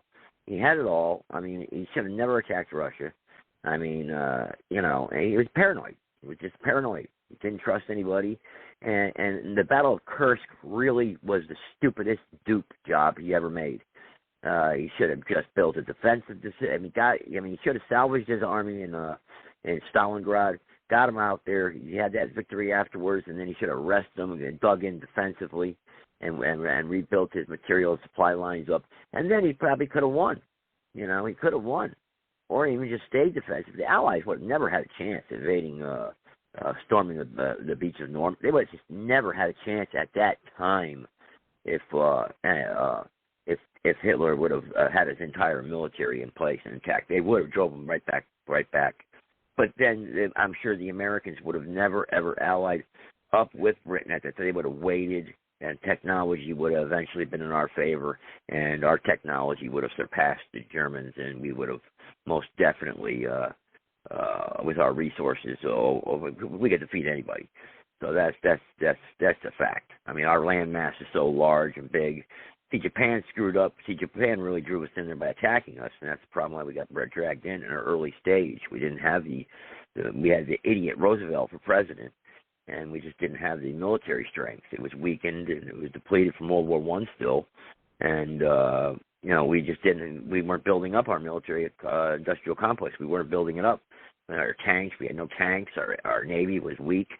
I mean, so. And the rest of the world was here, is building their stuff up, getting ready, because this was the time that, this is what they were getting ready to do during this time, still conquer. So, but now, of course, with the military we have now, nobody would, in their right mind, would attack us. We have the most strongest military ever. I mean, the technology we have, the Navy, our Navy is just absolutely, our Navy is so powerful. I mean, and our destroyers, our battleships, our aircraft carriers are just absolutely superb, and our Air Force is what's really, really devastating. I mean, we have a plane called the Raptor. I mean, the thing's